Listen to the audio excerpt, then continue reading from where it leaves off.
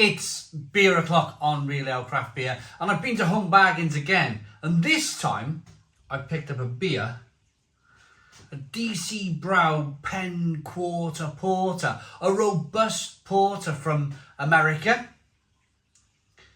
5.5% ABV. It's been exported exclusively, I did read somewhere, or that might have been another, there was a couple of American beer companies. It might have been the other one. Oh, there we are. No, imported by Heathwick Limited, London.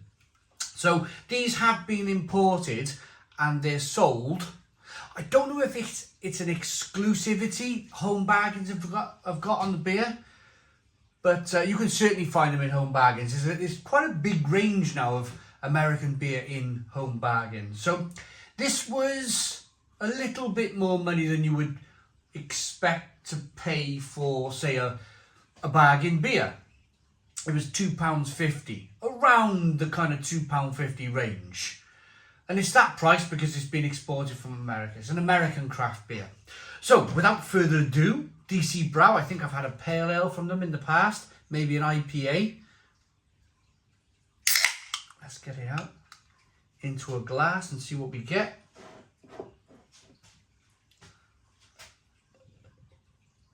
It's a lot of fun, isn't it? It's a lot of fun. I never get tired of finding new beers and picking things up and having a look at the can and going, oh, do you know, that might do okay on the channel.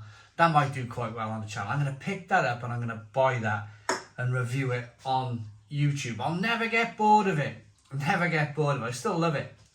I still love putting my coat on, because I got a Home Bargains 10-minute walk from me now. Home Bargains and an Iceland next door. I'll grab my rucksack. I'll put on the rucksack. Go over Home Bargains and Iceland. And I'm always intrigued on the way over, thinking, what am I going to find today? And you always find something in these places. There's always something new. Something new today for you. Look at this. So we got a 2-finger tan coloured head. The head is quite tight. There are some large bubbles in there, but it's a relatively tight head. You can hear it. As I was talking, I could hear it kind of fizzing away a little bit in my ear. But lovely carbonation. Jet black beer in the glass. Looks really good. Looks like it's got a really lovely body to it. Let's get the aroma. Oh, it's really lovely and roasty.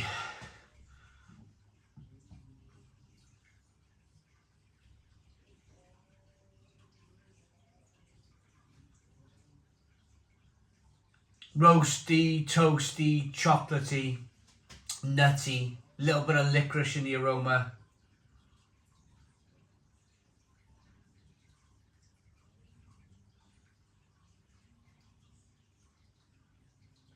Chocolate, coffee, caramel. Smells fantastic. It smells fantastic. Let's dive in. Cheers, everybody.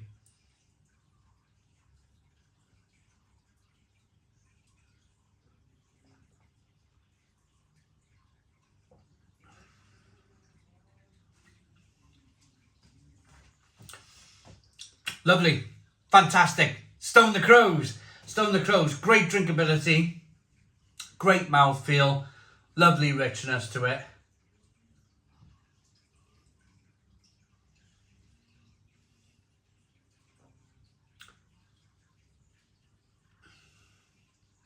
You got that lovely richness, that toastiness. There's almost a little bit of coconut in there. It's fantastic beer. The question is, I'll give you some of the flavours in a moment. Chocolate, coffee, caramel, all of that kind of stuff. Great body to the beer. But the question is, yes, this might be probably £1 more than you would usually expect to pay in Home Bargains for a beer. You can buy Tuborg Gold for £1.40.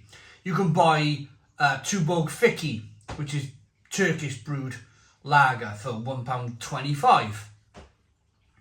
They're all great beers. They're all really great beers. But this is, for me, what I'm holding in my hand, and I've drank hundreds of these American craft beers, so I'm able to say this with a lot of confidence. This is authentic, top quality American craft beer, and you're only having to spend £1 more on a can of this. Now, I remember Flying Dog Brewery that were over in the UK for a while, and even in 2011, when Flying Dog were kind of like very fashionable to certainly drink in the UK or review some of their stuff in the UK, it was still £3. It was still £3 for a bog standard pale ale, Flying Dog, or Flying Dog's Raging Bitch, which was a Belgian IPA, I think it was. That was like £3.50, £4. So the price of the beer has always been quite expensive. But again, I'll mention it again. It's 2023 now. I'm talking like over 10 years ago I reviewed Flying Dog on the channel. And this is still very, very decent value for money. That £2.49, £2.50 a can. Terrific. Look at the lacing on the glass.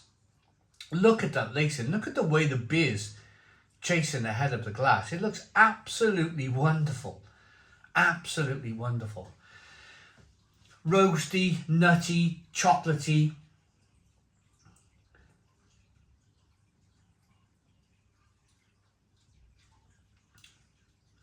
I can't talk highly enough about this beer. The hops and the malt combine. It starts off with a little bit of breadiness. Then it goes over to being quite kind of roasted. Chocolate, coffee, caramel. But the hops are offering a little bit of berry fruit in there as well, which again is terrific, absolutely terrific. So when you go for, let's talk about the mouthfeel a little bit with this beer. Look at that. Now swirling the beer around in the glass, you're looking at the mouthfeel on the beer. You can see it, rich, creamy, great lacing. I always put it down as a reference point to, like if I go for a coffee somewhere and I drink a latte, and the latte is rich and creamy, but you're getting some chocolate in there, you're certainly getting coffee in there, and maybe a little bit of caramel taste.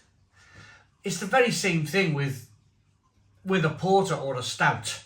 You want it to be big and bold. You want it to be incredibly kind of thick and bold, to almost match that kind of latte that you were drinking, or that kind of espresso coffee that you were drinking, that great mouthfeel. And it works. It absolutely works.